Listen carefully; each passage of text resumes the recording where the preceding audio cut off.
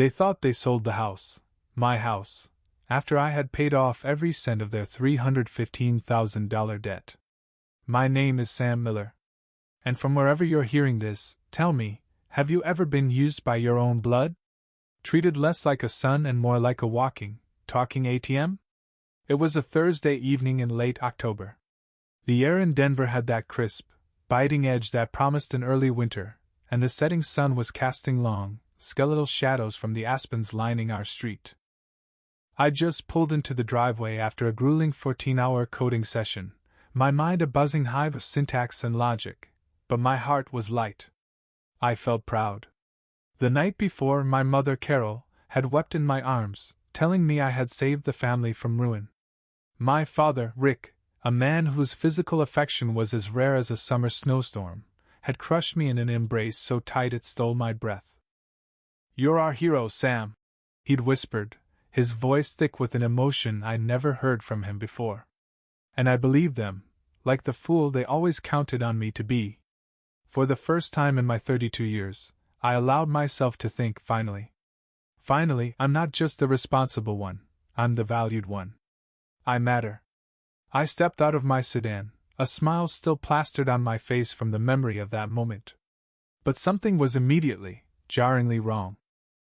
The warm, yellow glow that should have been spilling from the living room window was gone. The curtains, the ones my mother had spent a month choosing, were absent. My father's old pickup truck wasn't in its usual spot, and the meticulously cared for rose bushes he fussed over every weekend looked trampled and neglected.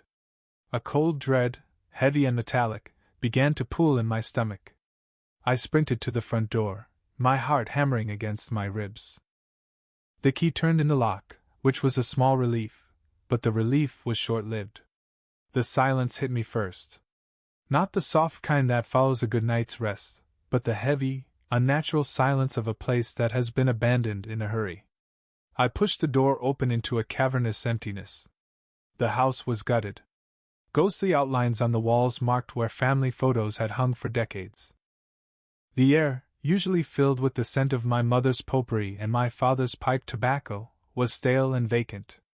In the dead center of the polished hardwood floor, where the Persian rug used to be, sat a single white envelope. My name, Sam, was scrawled across it in my dad's hurried, impatient script. My hands trembled as I picked it up. There was no heartfelt letter, no painful explanation. Just a few callous, brutal words. "Thanks for fixing our credit, loser. We moved to Scottsdale with your brother. Don't call." No signature. No remorse. Just that. The paper slipped from my numb fingers.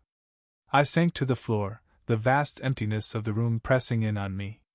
I felt like a ghost inside my own history. For a long moment, I couldn't move, couldn't breathe. Then, slowly, I dragged myself outside and collapsed onto the front lawn, the damp grass cold against my skin. Neighbors drove by, their headlights sweeping across me. A few waved, blissfully unaware, as if everything was normal. I wanted to scream. I wanted to set fire to the lawn, to the whole damn world. But then, a strange, cold clarity washed over the rage. I let out a slow, deliberate breath, and a smile, thin and sharp as a razor's edge, touched my lips. Because my parents, in their rush to cash in and flee, had missed one small, critical detail. When I had made the final payment on the house the week before, I hadn't just handed over the money. I had them sign a stack of papers I told them were for a final loan consolidation. I had spent hours drafting the paperwork, and buried in that stack was a quitclaim deed, a single page that transferred full ownership to me, already signed, notarized, and filed with the county clerk. The house they thought they'd sold out from under me wasn't legally theirs to sell. And in less than 24 hours, they were about to receive a master class in what it means to betray the wrong son. Soon, they would regret every dollar I'd ever given them. I didn't cry. I didn't scream. I just sat there, watching the last sliver of the sun bleed out behind the mountains while their cruel note crumpled in my fist. They really thought they had won. They used my love and my sense of duty like a credit card, then tossed me aside like an old receipt.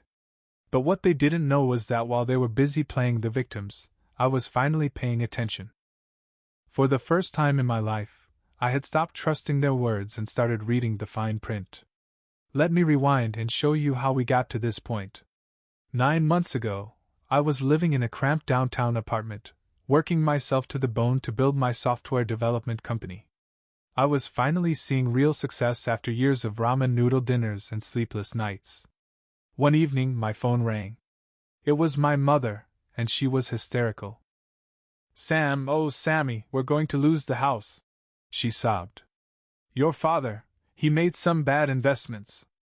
A friend of his had a sure thing. We're $315,000 in the hole. The bank is going to foreclose." That house wasn't just wood and nails to me. It was my only anchor in a life that had often felt adrift.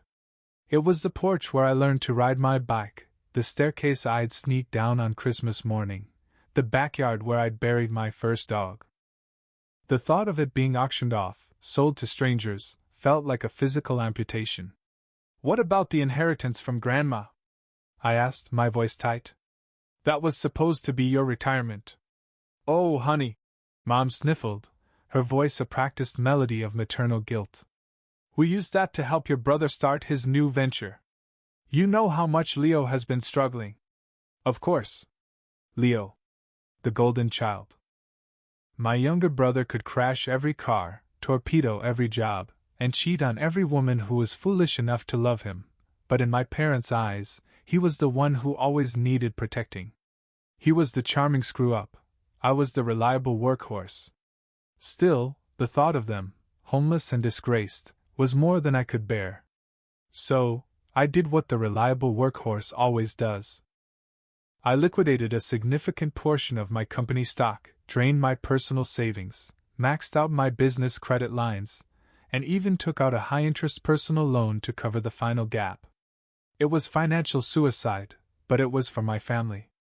The day I walked into their living room with a portfolio full of cashier's checks, they looked at me as if I were a messiah.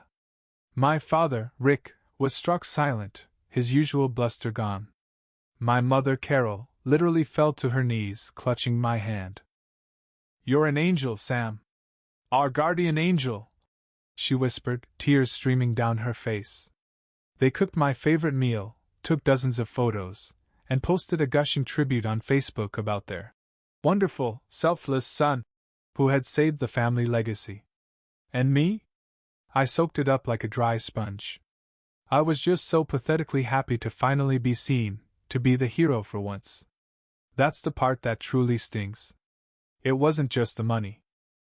I was robbed of the carefully constructed illusion that their love was unconditional. Now, sitting on my lawn, that illusion was not just dead, it was a rotting corpse. I was done being their safety net. Because while they were packing their bags for a sunny life in Scottsdale, I had been finalizing the transfer of the deed. They hadn't even bothered to read the papers I'd asked them to sign, too blinded by the prospect of a clean slate. And as I stood up, brushing the dirt from my jeans, the only thing I felt was a surge of raw, unadulterated power.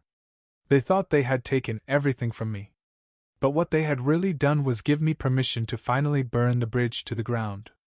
The next morning, I drove to the Arapahoe County Clerk and Recorder's office. I wore a black hoodie and sunglasses, not because I was ashamed, but because I was a ghost in their narrative, and I wanted the eventual lightning strike to come from a clear sky. "Mr. Miller?" The clerk, a pleasant woman named Brenda, smiled as she slid a thick manila folder across the polished counter. "Everything's official. The attempted sale your parents initiated is null and void. The property is, and remains, legally yours." I gave a single, curt nod. My exterior was a mask of calm. Inside, I was a raging inferno. I knew the buyers had already wired the full purchase amount into my parents' joint bank account. But since the title was never legally in my parents' name to sell, what they had committed was wire fraud. A federal felony. But I didn't want them in jail. Not yet. Jail would be a mercy. I wanted them stripped of their illusions, cornered, and humiliated in the same way they had humiliated me. I wanted them to feel the same powerlessness they had inflicted on me my entire life. Stepping out of the county building, a cool autumn wind whipped around me. I checked my phone. 6 missed calls from an Arizona area code. I let them go to voicemail. Let them sweat. Let them marinate in their confusion. That evening I made 2 calls. The first was to the local sheriff's department, where I filed a formal report for an unauthorized and fraudulent attempted sale of a property registered under my name. The second was to the buyer's real estate agent. I calmly explained the situation and emailed him copies of the notarized deed, the title report, and the police report number. Within 2 hours I received a frantic call back. The deal was frozen. The wire transfer was being legally contested. The moving trucks, which were likely halfway to Arizona by now, would be turned around. My parents and Leo were already gone. They probably imagined themselves clinking margarita glasses on the patio of their new Scottsdale home by now. Instead, they were about to discover that their dream home was a mirage, that their bank account was about to be seized by a legal hold, and that their precious golden boy, Leo, was about to find out just how venomous his ambitious wife, Jessica, could be when her dreams of a country club lifestyle were dragged down with a broke, jobless mama's boy. I waited. I didn't text, I didn't call, I didn't explain. I just posted one thing to my Facebook page, a simple, cryptic status update. If you ever feel like you've been used, don't get angry, get smart. And always read the deed. Then I turned off my notifications. Let them wonder. Let them spiral. The hardwood floor echoed with my footsteps like I was walking through a museum of ghosts. Every corner of the house held a memory, but tonight it was just me, the bare walls, and the knowledge that I had finally taken control. That night, I lay on a cheap air mattress in the cavernous, empty living room of my house, a kingdom stripped bare, but mine. And for the first time, I laughed. I laughed until my sides ached. I wasn't the lost little boy begging for a scrap of affection anymore. I was the man who owned the house. And they were nothing but trespassers in a world they thought they controlled. The first text message arrived at 3:11 a.m. It was from my mother. Where are you? Why is the bank saying the house isn't ours? Call me now. Then came 2 missed calls from her. Then 1 from my father. Then 3 in a row from Leo, followed by a call from an Arizona number with no name attached. I didn't answer. I just lay on the air mattress in the dark, my phone face down on the hardwood floor, a grim smile on my face. Let them rot in the stew of their own making. By morning, their panic had curdled into rage. Leo finally left a voicemail. His voice, usually so smooth and confident, was a brittle, cracking thing. You need to fix this, Sam. You've ruined everything. Mom's having chest pains, Dad's yelling at everyone. Do you think this is funny? After everything we've been through? You've got 1 day to sort this out before we take legal action. Legal action? For trying to reclaim a home I owned, a home I had paid for with my own sweat and sacrifice after they had scammed me with empty hugs and crocodile tears. I made myself a pot of strong black coffee and a plate of scrambled eggs, playing his message again on speaker, letting the pathetic threats echo through the empty rooms. Then, I composed a single group text and sent it to all 3 of them. Under Arizona law, attempting to sell a property you don't legally own can constitute a serious fraud offense, a Class 2 felony. I have full documentation proving my ownership. The sale is void. The funds will be returned to the buyers, and the house is still mine. But since you all left in such a hurry, I figured you wouldn't mind if I went ahead and changed the locks. The silence that followed was more satisfying than any screaming match could ever be. 3 hours passed. Then, another voicemail blinked on my screen. This time, it was my mother. She was crying again, but the tone was completely different. This wasn't the performative, "Please save us" cry. This was the hollow, ragged sound of a narcissist's pride collapsing in on itself. "Sammy, sweetie, we made a mistake," she whimpered. "We were just trying to start over. We didn't think you'd take it this far. Your father didn't mean what he wrote in that note. He panics, you know how he is. Can we please just talk about this?" "Oh, you don't talk to someone who stabbed you in the back while you were hugging them. You walk away and let them bleed out on their own blade. Instead of replying, I called the Homeowners Association and reported unauthorized listing activity.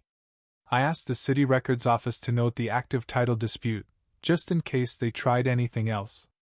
This wasn't about revenge anymore. It was about consequences. It was about establishing a boundary so clear and so absolute that they would never even think of crossing it again. As I hung up the phone, a cold, calm clarity settled over me. When your own family weaponizes your love, you stop being their son. You start being their reckoning. I knew Leo would be the first to crack completely. He was all bluster and no backbone. Pressure hit him like a lit match to a puddle of gasoline, a quick, loud flash, and then nothing. Sure enough, he called me 2 days later from a restricted number. I picked up and said nothing. Sam? His voice was low, broken. Jessica left me. She took the kids. Packed up the car this morning while I was in the shower. Said she couldn't be married to a financially reckless man-child who lets his parents ruin his life. He let out a bitter, breathy laugh. She found the letter Dad wrote you. The one that said, "Thanks for fixing our credit, loser." She called me a parasite, Sam. A goddamn parasite. I remained silent, letting him hang in the dead air he had created. Mom and Dad are sleeping on an air mattress in Uncle Frank's basement, he continued, his voice cracking. He's only letting them stay for another week. They're talking about coming back to Denver. They want to try and work things out. They want to move back into the house. I finally spoke, my voice devoid of any emotion. There is no we, Leo. You made that perfectly clear the day you stood there and watched me liquidate my future to pay for your past mistakes without so much as a thank you. Silence. They're your parents, Sam. He pleaded, his voice weak. Are you really going to leave them on the street? He asked. For a moment, his words twisted inside me like they always used to. But then I remembered that's exactly what they had already done to me. I smiled, a cold, hard thing. Funny. That's exactly what they did to me. No more pretending. No more playing the part of the dutiful son. I wasn't their golden goose anymore. I was the hammer, and the world they had built on my back was about to come crashing down. Over the next few weeks, I began the process of transformation, both for the house and for myself. New locks were installed, then new furniture. I hired painters to cover the bland beige walls with shades of cool gray and deep blue. I repainted the hallway trim myself, deliberately covering the pencil marks that charted my childhood height. I wasn't erasing my past, but I was finally done letting it define me. Then came the call from a lawyer, their lawyer. A slick-sounding man from a downtown firm who asked if I would be willing to consider an amicable restitution, a family-centered resolution. I asked him one simple question. Did your clients happen to tell you that 7 years ago, when my first business failed and I was facing eviction, they refused to let me stay with them for a few weeks because, and I quote, Leo needs his space and privacy more than you need a roof? There was a long pause on the other end of the line. No, Mr. Miller, the lawyer said, his tone suddenly much less confident. They did not mention that. I hung up the phone. I didn't need justice from a court of law. I had something far better, control. Peace. They could chase legal papers and file frivolous motions all they wanted, but the foundation was mine. The mortgage was paid, the deed was in my name, and their sun-drenched Arizona fantasy had turned to dust in their hands. I didn't burn bridges, I just stopped building them where I was the only one expected to cross. The day my new furniture was delivered was a revelation. I stood in the driveway, barefoot in sweatpants and a hoodie, sipping a cold brew coffee as if it were a sacred ritual. The neighbors waved. One of them, Mrs. Gable from across the street, came over. Oh, Sam, it's so good to see lights on in the house. Are your parents moving back in? I offered her a genuine smile. No, just cleaning out the past. Making space for a future that actually belongs to me. Inside, I tackled the hallway closet. I found my mother's old wedding albums, Leo's dusty high school football trophies, and a box of my father's, important documents, unpaid insurance premiums, unfiled tax forms, a history of his irresponsibility. I boxed it all up, sealed it with packing tape, and wrote in thick black marker, "Return to sender." Then I drove it to Uncle Frank's house in the suburbs. When he opened the door, the smell of stale coffee and desperation hit me like a physical blow. Over his shoulder, I could see them. My mother, her hair frizzy and unkempt. My father, his eyes sunken and hollow. And Leo, slumped on a stained floral sofa, scrolling zombie-like through his phone. I didn't step inside. I just placed the heavy box on his porch. My father shuffled forward, his eyes flickering with a pathetic glimmer of hope. "Sam," he started. I cut him off. "You should have just said thank you," I said, my voice steady and clear. "Instead of treating me like your personal savings account." My mother's mouth opened, but no sound came out. She looked thinner, not from grief, but from the unfamiliar burden of having to finally carry her own weight. I turned to leave, but Leo lurched to his feet. "Sam, wait. What are we supposed to do now?" I paused at the edge of the driveway and looked back at the three of them, a tableau of self-inflicted misery. Then I said the most honest thing I had ever said to any of them. "Figure it out." Like I always had to. And I left. No shouting match, no final dramatic confrontation. Just the sound of my footsteps fading into their stunned silence. That night, I changed my phone number, deleted the family group chat, and blocked all three of them on every social media platform. For the first time in years, my mind was quiet. The constant, gnawing hum of guilt, of obligation, of trying to be the good son, the fixer, the forgiver, it was finally gone. They had taught me that love was transactional. So, I gave them exactly what they had given me. Nothing. When someone treats your kindness like property to be sold, you don't buy it back, you change the locks and keep the key for yourself. This chapter of my life didn't end in revenge. It ended in reclamation. I didn't destroy them. They destroyed themselves. I just finally stopped saving them from the fall. If you enjoyed this story of betrayal and justice, make sure to hit that like button, subscribe to Supreme Revenge for more, and tell me in the comments, what would you have done if your own family betrayed you like this?